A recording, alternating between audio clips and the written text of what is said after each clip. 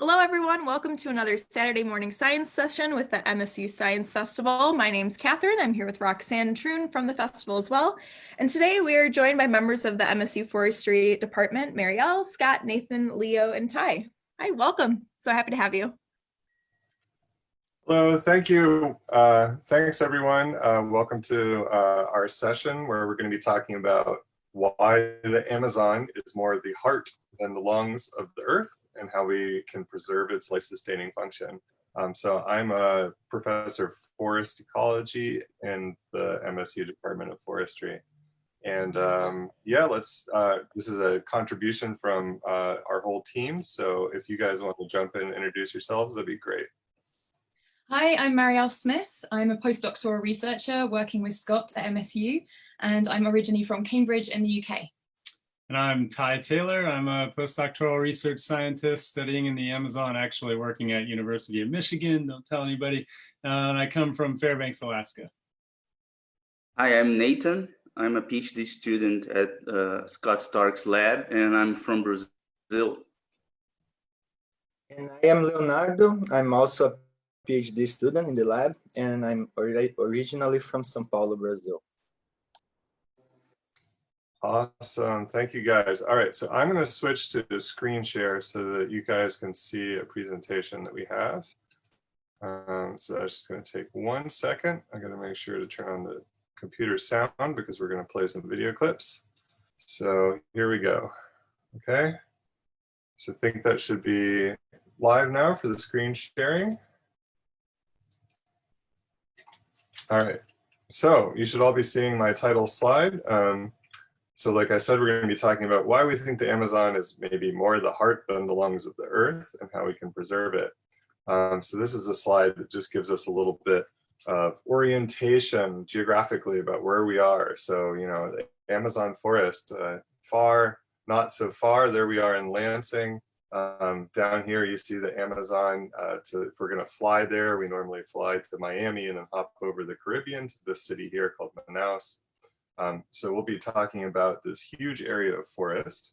And in order to really introduce the concept sort of visually and viscerally, we're going to actually step out of the presentation for a second and show you just a 2-minute video called A Walk in the Forest that Marielle made. And so I hope you enjoyed that. We're going to put that up now.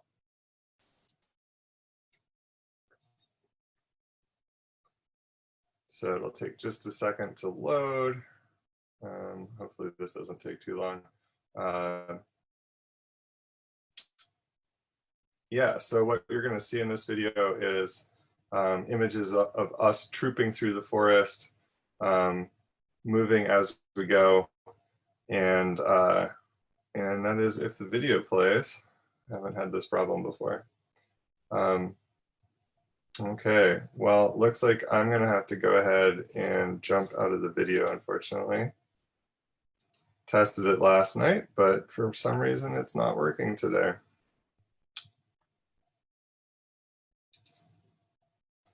Okay, well, let me go ahead with the presentation without the video, and if someone else in my team can get that running on their computer, maybe we can try to do it again at the end of the presentation. Okay, so we're going to kind of talk about how the Amazon is awesome. And when I say awesome, I'm really talking about the sort of the definition of the term. So essentially awe-inspiring, you know, essentially causing wonder because of its grandeur. So how is the Amazon awe-inspiring? Well, we think it's the greatest tropical forest in the world. What do we mean by that? It's actually the largest, right? So we can get a sense of its, I'm gonna get this back up into full presentation mode so you can see these slides large. So you can see that it has this, you know, trace is the Amazon basin on top of the, you know, contiguous states of the US. You can see how large it is. It's a huge portion of the area of the United States. So here we can zoom in and look at it from a view on Google Earth. So the dark green area is the forested area. So it's also the most contiguous forest in the world. And so we can highlight that talking about sort of the history of forests in North America, actually. So it's said that before the the invasion of the New World by Europeans, before Europeans came in and started farming and deforested much of the New World, a squirrel could actually go from treetop to treetop, never touching the ground, if you discount the times when it would have to cross a river, from Maine all the way to Texas, right? So essentially the only place in the world that has that much contiguous forest, where in this case a squirrel monkey could go from treetop to treetop, is the Amazon. So we could imagine a squirrel monkey doing that starting over here in the eastern Amazon, at the mouth of the Amazon, the city of Belém, and then swinging its way all the way over thousands of miles to the west, to the foothills of the Andes in Peru. So it is the largest and most contiguous forested region in the world, certainly tropical forested region. It's also one of the most biodiverse. So what does that mean? When we talk about biodiversity, we're talking about the numbers and different types of organisms.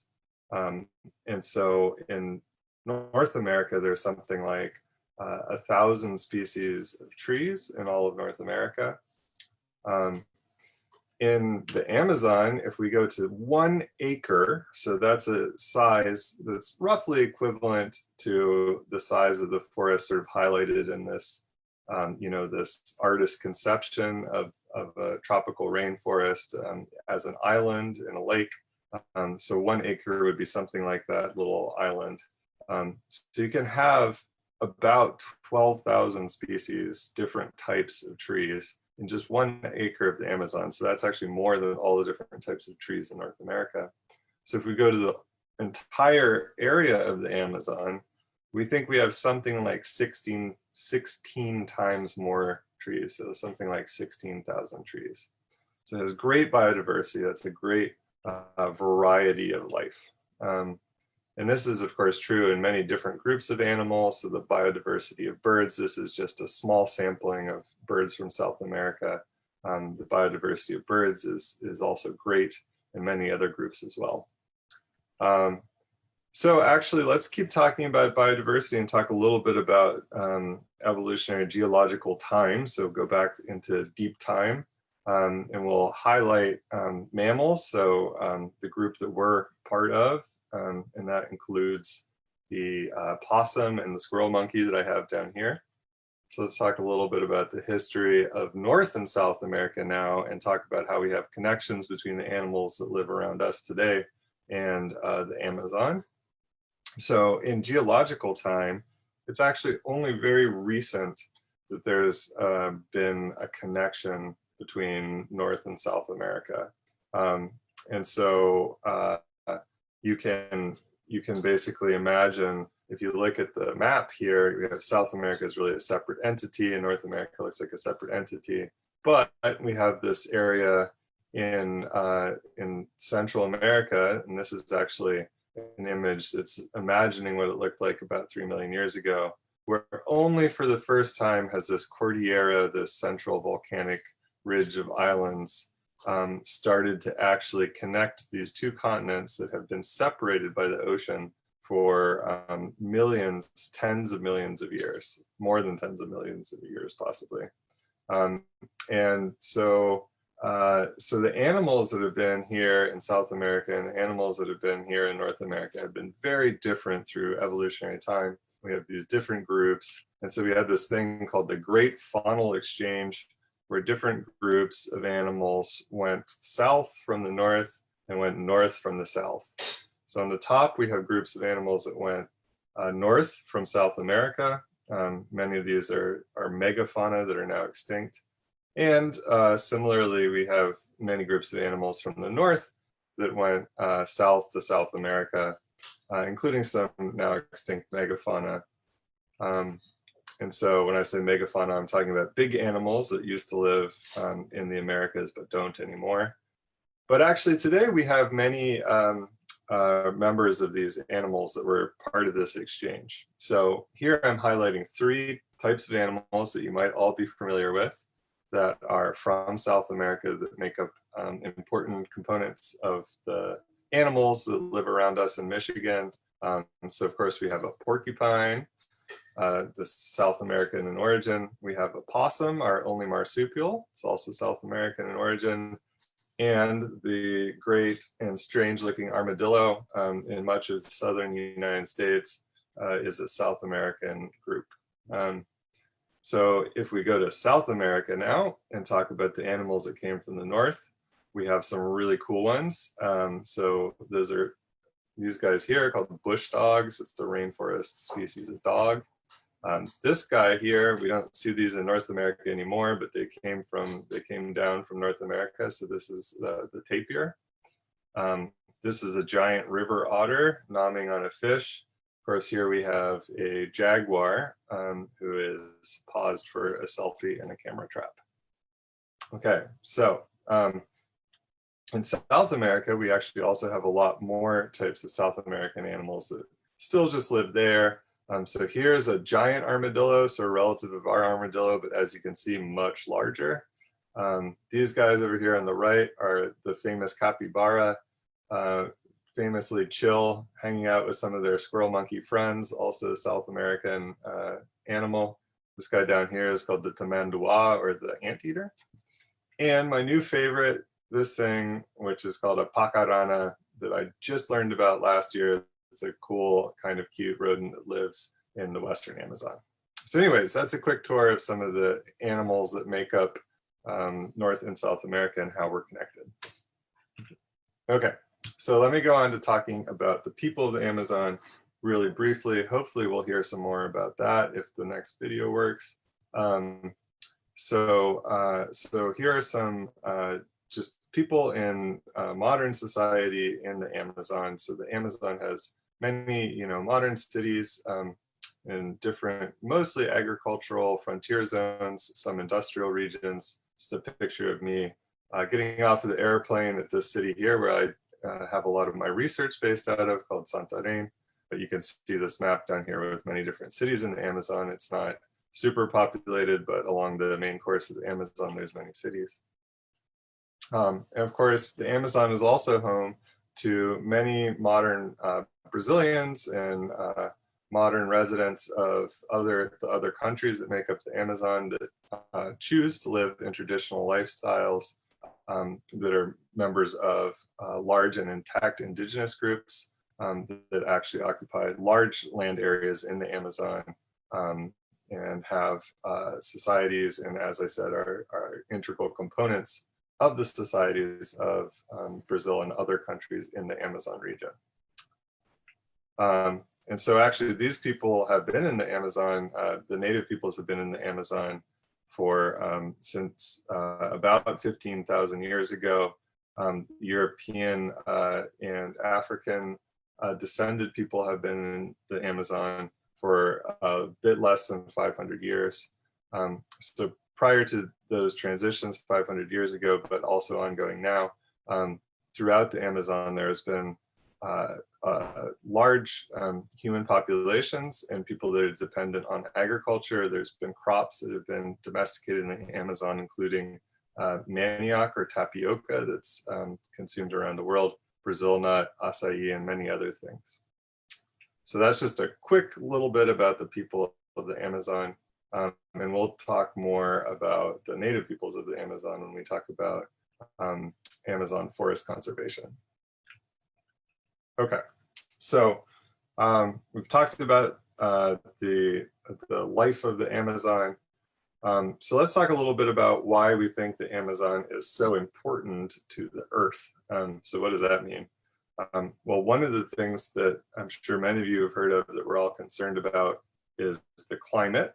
So we know that when we burn fossil fuels, we add carbon to the atmosphere, carbon dioxide, and that's something called a greenhouse gas. It traps heat in the Earth and causes us to warm up. And of course, that's dangerous because it threatens crops and livelihoods. And so the Amazon actually plays a big role in the climate system as a giant forest, it basically mediates a lot of the action that happens in the climate, and it has a big impact on the climate. And so one of the main ways is by being so heavy. So forest material is made up of carbon. Plants are made mostly of carbon.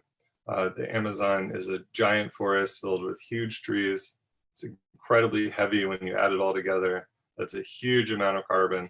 And so that carbon that's essentially trapped in the Amazon is helping prevent warming. Another way of saying that is if it was cut down and the carbon went to the atmosphere, that's what happens when forests are cut down, is most of that carbon gets released to the atmosphere through the burning and subsequent decomposition of the material. Then it would actually warm the atmosphere more. Okay, so the other big thing that it does is act as a huge reservoir for water for something called the hydrological cycle. That's the cycling of water between the air and the land.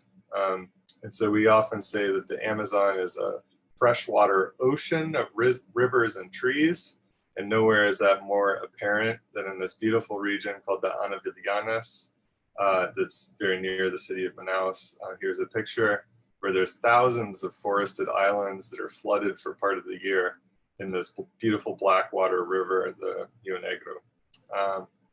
And so actually, whether we're in this forested river or in the very wet forest itself, there's always this process going on where the trees are evaporating water from their leaves. It's going into the atmosphere.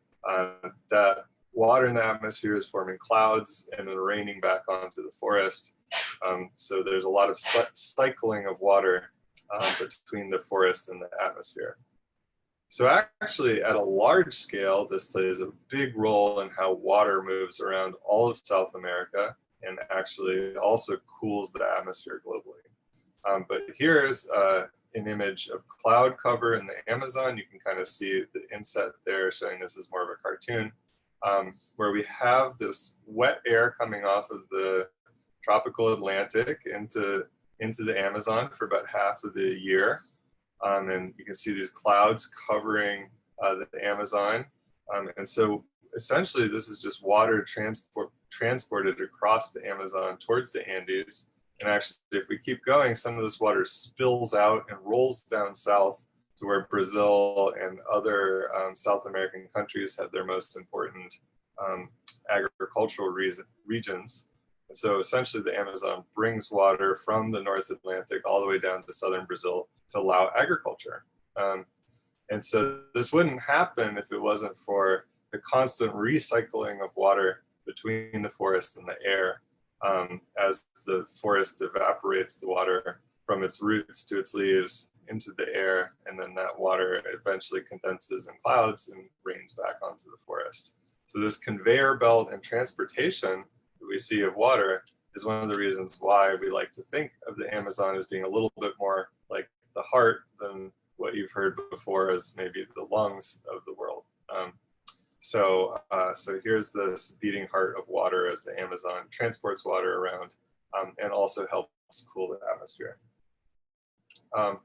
So I'm going to see if I can get the second video to play.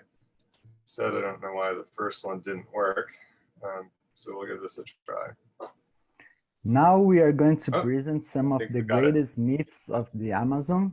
First of all, many people think that the Amazon is empty or that very few people live there. And this is not quite true. I would like to introduce you the city of Manaus. So I'm sorry, I should introduce first that this video is myth busting. We're myth busting common misconceptions about the Amazon. And so this part was produced by Leonardo and Natan.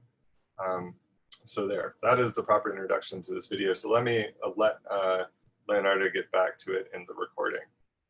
So what he just said is, this is the myth of the Amazon being empty.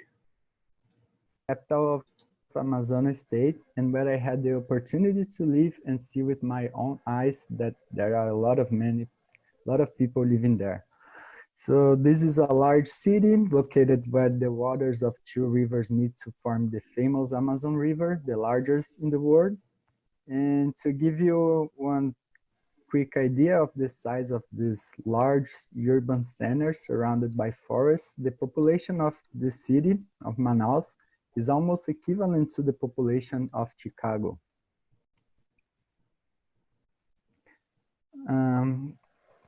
Now, I would like to take you all for a quick tour in Manaus City. This is one of the famous postcards of Manaus, the Amazonas Theater. This is one of the most important theaters in Brazil, actually, and it was opened in 1896 to the desire of the Amazonian people back at the time who idealized the city as a great cultural center. This is how Manaus looks at night. So with tall buildings and lots of cars around, this scenario is very similar to other big cities around the world. And here on the right, we have one of the 7 big shopping malls distributed through the city. Here's another famous postcard of Manaus, the Amazonas Soccer Stadium. You probably heard about Brazilians love soccer. And this stadium was built specially for the 2014 World Cup. With a construction cost equivalent to approximately $400 million, the stadium was elected the second best stadium of that year by the English website Stadium Database.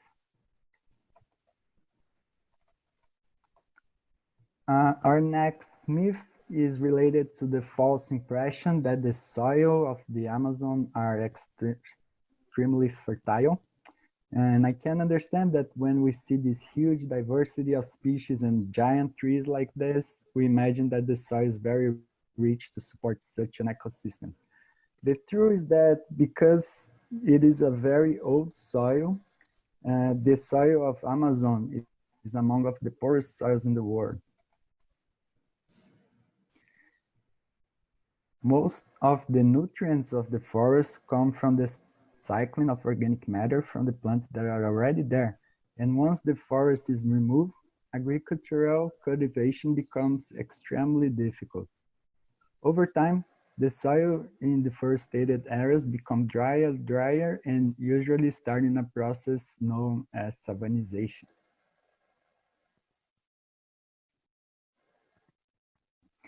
Most of people have heard about the giant Amazon River, but there is also a lot of water in the air. The amount of water evaporated from the forest is so great that the expression flying rivers was created to describe this phenomenon. According to the National Institute of Research in the Amazon, a single tree of 10 meters high can emit an average of 300 liters of water a day. That's a lot of water. And the forest works like a water pump. That is, it captures water from the soil and emits it to the atmosphere in the form of vapor using a process called evapotranspiration. Parts of that volume of water falls on the forest itself, and another part is transported by the atmosphere to another parts of South America. And it's estimated that the amount of water carried by these flying rivers is equal or greater than the flow of Amazon River. Okay, my part now. Myth 4, humans' influence on the Amazon is only very recent. So in whole the Amazon basin, we have approximately 300 ethnic groups of indigenous people, the first Brazilians, and several scientists.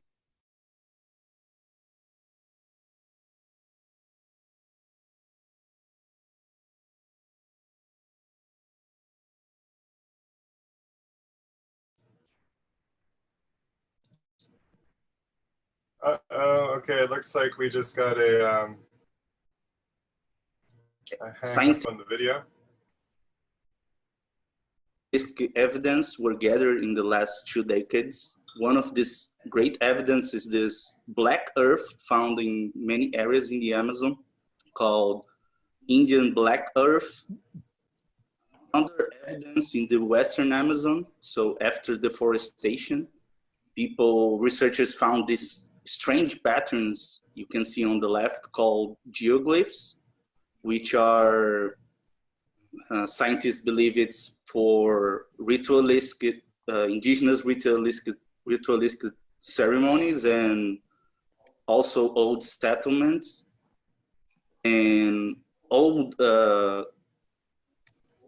utensils also can be found all over the basin. So that about the human influence on the Amazon, I present you this huge city that was before the Portuguese came to Brazil. So this city were connected with like a complex systems of roads. Each city or village had 1,000 to 5,000 people living. As I can show here on the red dots, this is the Xingu River. Dots are the villages, and the lines are connecting the dots, showing the complex system of the city. This before the Portuguese even thought about coming to Brazil. To you to see the how large this area is. This is Manhattan Island compared to this big area. So another myth is that we only can find one kind of forest in the Amazon. So when people think about the Amazon, they think about these tall trees all over around. However, the Amazon is very variable in regard geology, soil, fertility.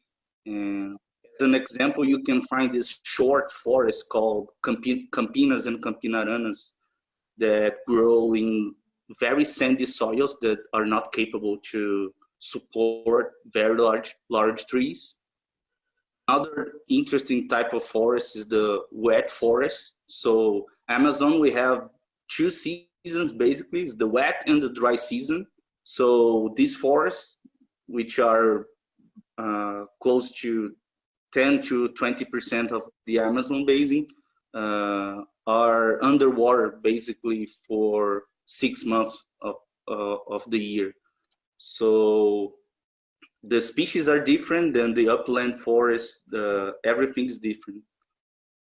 Another interesting kind of forest is in the Western Amazon. These are the bamboo forests. So we have a large amount of bamboo mixed with upland forests. So some theories explain this kind of forests. One is that the fertile soils in the Western propitiate a more growth of this bamboo species, and also deforestation and fires. So as you can see here, I'm only showing 4 types of forests of many we can find in this huge area.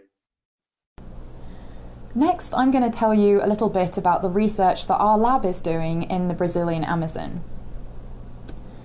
There are many threats currently facing Amazonian forests, including deforestation, fragmentation, which is where deforestation isolates areas of mature forest, fire, and drought. And our lab and our collaborators are working to understand how Amazonian forests are responding to these threats. In particular, we're working to understand how climate change is affecting these forests. And we're seeing higher temperatures and increased incidence of drought in the Amazon. So let's zoom in on our main study site at the Red Star just south of Santarém. This is the Tapajós National Forest in Brazil.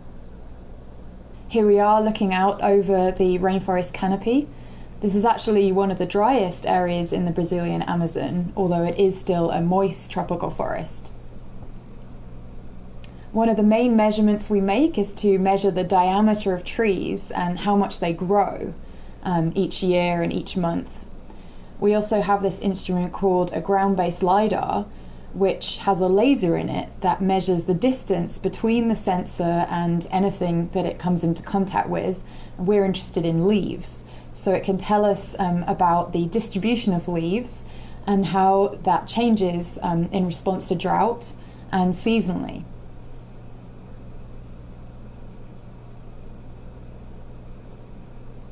Here, Lauren Albert, one of our collaborators, is making leaf level measurements of photosynthesis using this instrument called a lycor. Here are the leaves inside the leaf cuvette of the instrument.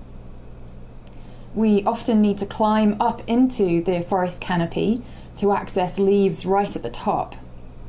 Here Mick is climbing ropes to get all the way up into a tall forest canopy tree.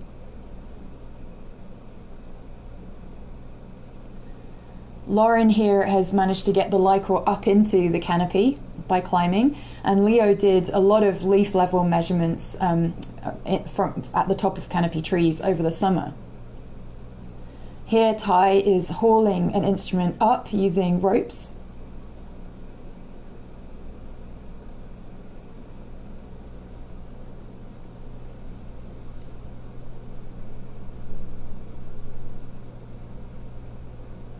He's put some leaves in this bag and he's attaching tubes to it that will feed the gases that are coming off the leaves to this instrument that gives him a readout. And in this case, this instrument measures the sensitivity of leaves to heat stress. And in fact, Ty built this instrument, so that's something we often need to do, is to sort of make our own instruments, be our own engineers.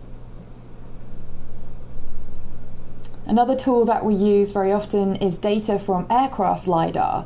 So it's a similar instrument I showed you before, but it's in an aircraft and it can do a similar kind of thing, but over a much larger area to give us an idea of the distribution of leaves in the tropical rainforest and how that distribution changes in response to drought and in response to things like deforestation.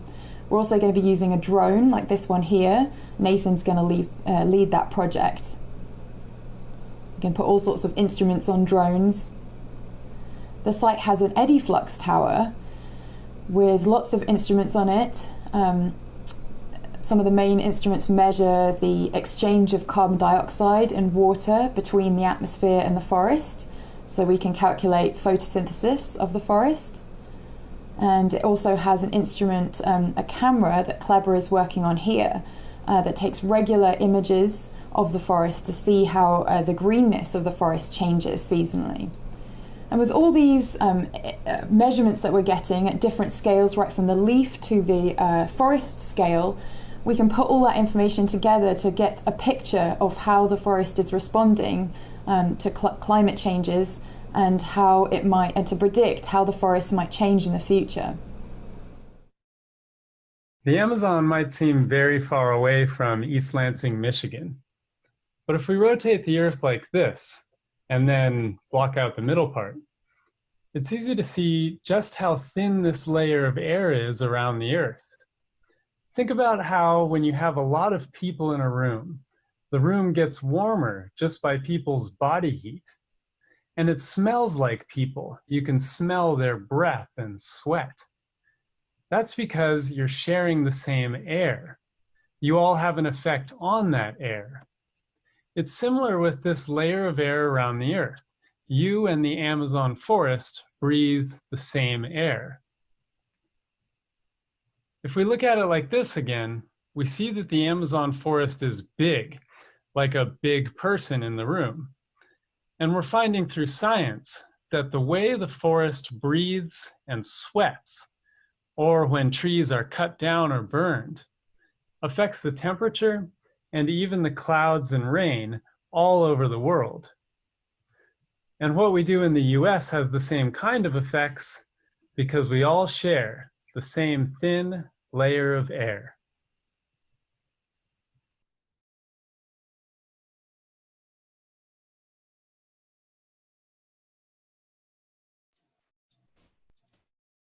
Okay, great.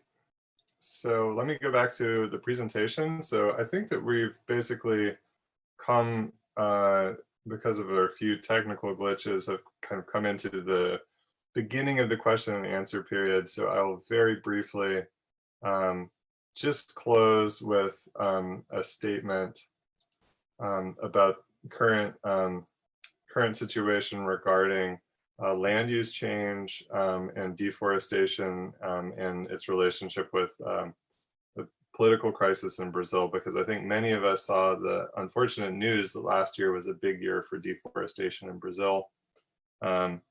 So that's been linked, or that's a result of a major political change from about 10 years of instituting very serious forest policy and trying to intensify agriculture where it was and reduce deforestation where agriculture wasn't, to a new policy that actually has a favors for deforestation and agricultural expansion in Brazil associated with the new Bolsonaro government.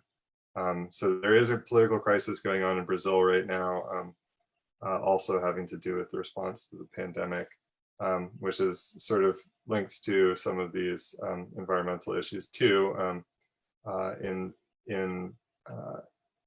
the sort of action or inaction of the government in rural areas in Brazil. So this is an article in the New York Times that summarizes this, but there's been a lot of fire and deforestation. So the thing that I really want to finish with and highlight is that much of the forested area in the Amazon is held in protected areas, which are the green areas here, and in indigenous territories, which are the orange areas.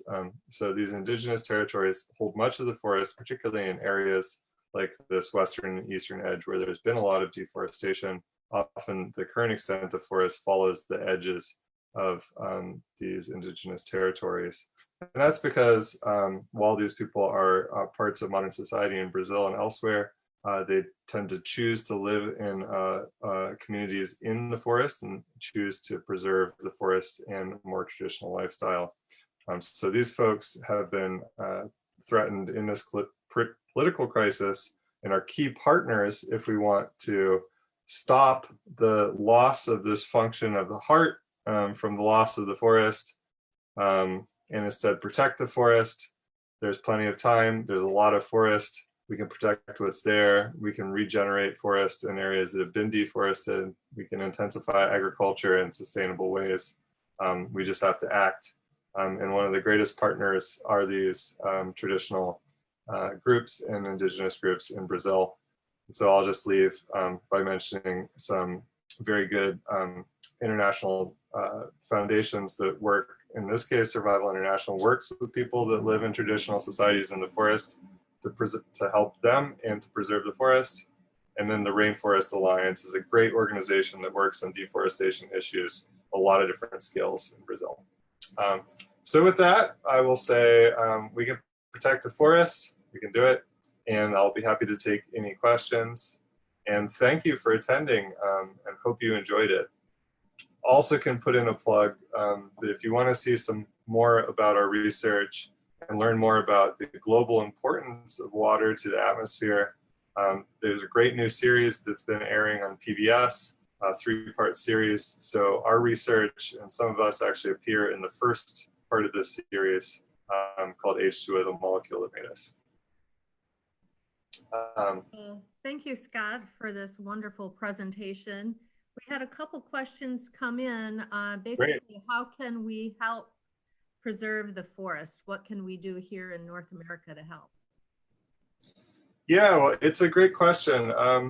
Really, the best thing that we can do is work with some of those organizations that I mentioned, the Rainforest Alliance, Survival International, World Wildlife Fund is another one. There are some big, highly reputable, creative and sort of broad-based charitable organizations that do a lot of work to help bolster efforts that are really on the ground and really have their roots in the countries and societies that are impacted the most. So in Brazil, in Peru, in Ecuador, in Colombia, in the countries that make up the Amazon, working with the people that are part of the systems, the economic and social systems that give rise to the loss of forests. So, so that's probably the best thing that we can do now. But you know, good environmental stewardship starts at home. So, so voting helps too. I think it's important to take action for preserving, you know, the integrity of our atmosphere and the biodiversity that brings richness to our lives in any way that we can. And so starting at home and doing things locally is actually one of the biggest impacts we can have. And like Ty said, we're all connected by a thin atmosphere. And so if you preserve things here, you can have an indirect but important effect around the world. So just for me, I see a lot of, instead of doing hardwoods, people are going to bamboo. Would that help the Amazon, or are they cutting down the bamboo forests in the Amazon as well? Yeah, Leonardo might know more about that than me. I don't think that there is an agricultural harvest of the bamboo in Brazil. Certainly changing our forestry practices is something that myself and, you know, all of my colleagues in forestry are interested in. Sustainable forestry is sort of one of the missions of our department. And so what that means is that in some places having very intensive forest, agriculture-like forest is a good use of land. In other places, we actually want to have some sort of mixed situation where we can harvest a natural forest sustainably and maintain many of its ecological functions and its capacity to preserve biodiversity.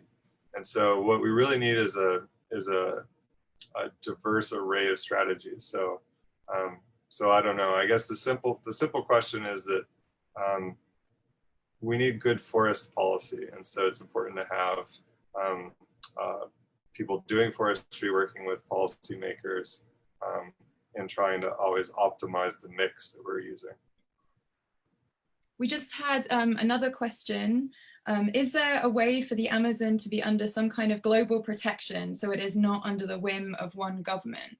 And be interested to see what Scott, Leo, and Nathan would say to that. But I guess one thing, well, I mean, international countries have been sort of, you know, there have been proposals for international nations to, you know, fund, give money to Brazil to help Brazil to protect its forest. And then there are such things called payments for ecosystem services, like carbon crediting schemes for forests, basically so that, you know, landowners get money to not cut the trees down. And then, you know, as Scott was mentioning, Indigenous peoples have actually been really critical to protecting the Amazon rainforest. And so, you know, in a lot of cases, local people and sort of, you know, providing them with the resources that they need to protect the forest can be a really critical aspect to forest protection.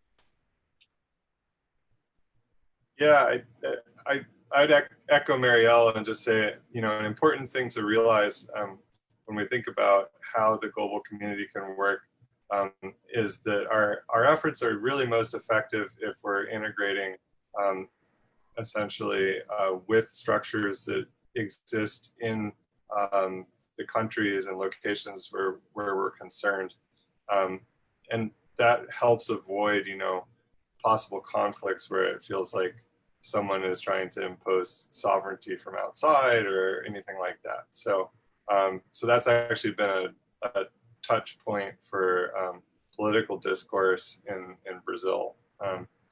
And so it's very important to try to support sort of the grassroots, on the ground, local efforts, and to respect national sovereignty. At the same time, I actually do think that putting pressure on Brazil, especially as it takes policy that's unpopular both domestically and abroad, that threatens the entire world's climate, is something that we should do as well. So probably there's a little bit of a mix of both. Yeah, I don't know. What do you guys think, the Brazilians on the team? Well, I think this is a very delicate topic for Brazilians particularly, but I think that what the international community can help us a lot is with research. You know, Amazon is very big and we don't understand very well like the entire system yet. So we have seen in the last years more and more research of international countries of Amazon. And I think this is a big avenue that we need help to understand better the ecosystem there. Great, thank you, Leonardo. Yeah, and that's good for, we're there to try to help, all of us, right? And talking about research, how long are you guys on site in the Amazon when you're doing your research?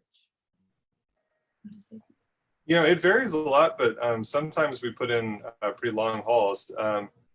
Natan and Leonardo actually, of course, are, as I mentioned, Brazilian. They're from southern Brazil, and so they went to the Amazon for their masters before they came to MSU to work with me for their PhD projects. And when they were in the Amazon doing the masters, their home institution was a place called IMPA, the Institute for Amazonian Research, which is housed in Manaus. It's sort of in the middle of the large city of Manaus. And so what you guys lived there each for 2 or 3 years and spent a lot of time in the city, but then also spent big chunks of time in the forest. And all of us have spent months on end, but maybe you guys have spent more than Marielle, Ty, and myself. But yeah, we'll often go for between 2 weeks and 2 or 3 months and go to a place where there's some infrastructure and access to the forest and do our research, and then come back and then go back and do it again 6 months later, that sort of thing. Leonardo, you want to say something about your bamboo sojourn? Yes, I could. So someone asked before about the bamboo forest. I did my master's dissertation in this forest, studying the effects of bamboo on trees and on carbon accumulation in these areas. And on my longest survey, I spent 40 days in the field doing field work, cutting bamboos, measuring trees, and sleeping on hammocks. So it was a pretty big challenge at that time, but it was my longest period on the field, 40 days.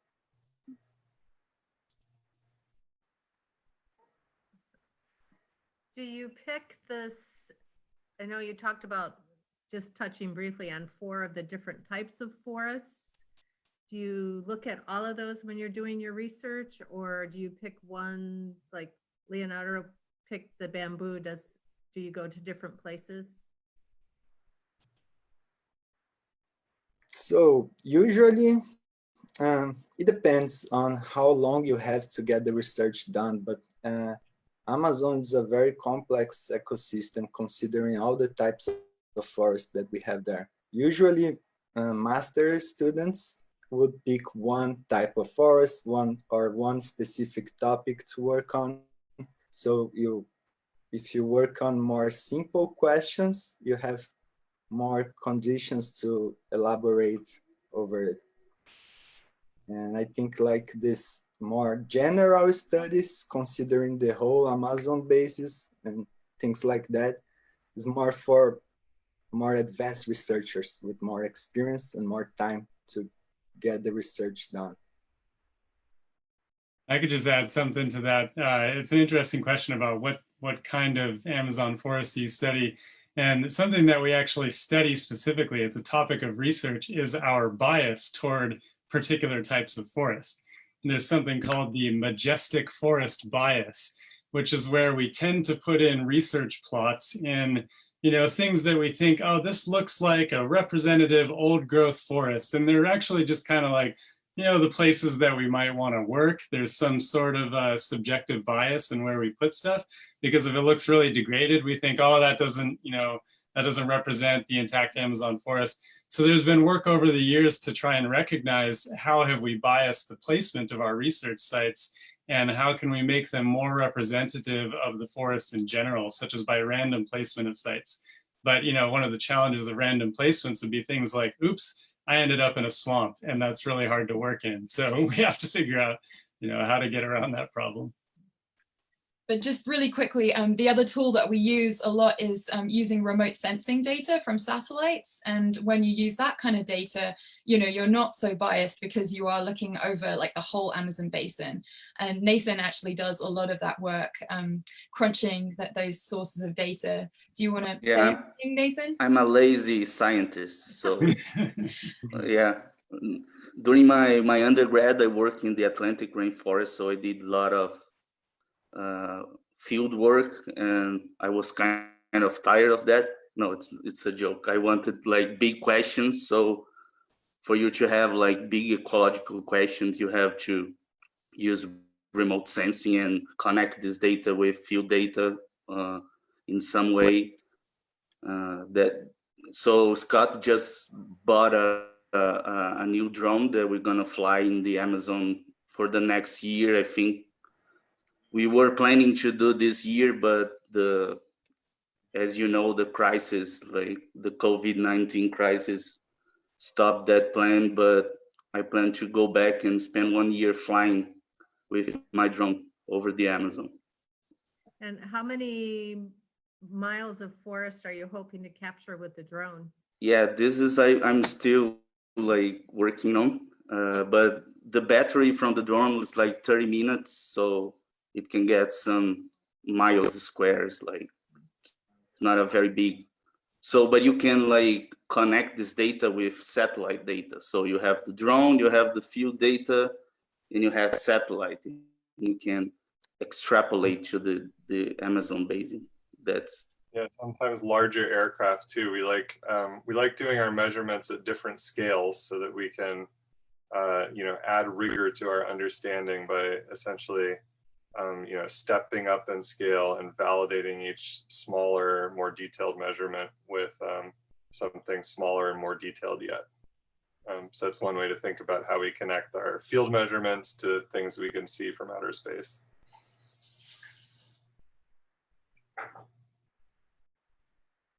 Anything else, Catherine, or are we past our time? Yeah, we are running out of time, but if anyone has any questions for the team, where can viewers go to learn more about your studies? Yeah, well, so let's see. I can certainly, I think we can post the slides that we presented along with the links to the videos if you want to watch those at home on, I believe, your Facebook page. So we can put that link there. And actually, I can add to it a link to our webpage. We don't have a great academic webpage, but there's some more information there. And so, yeah, I can take it from there, I guess.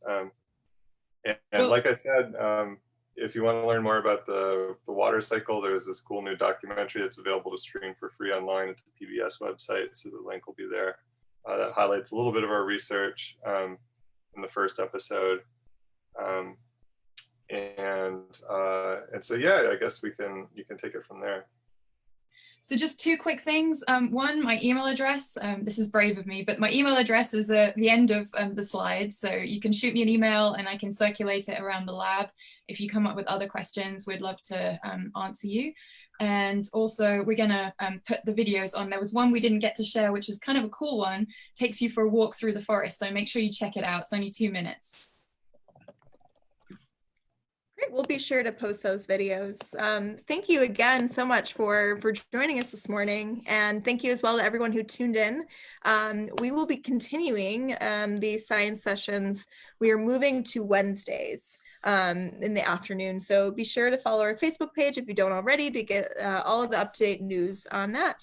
And thank you again.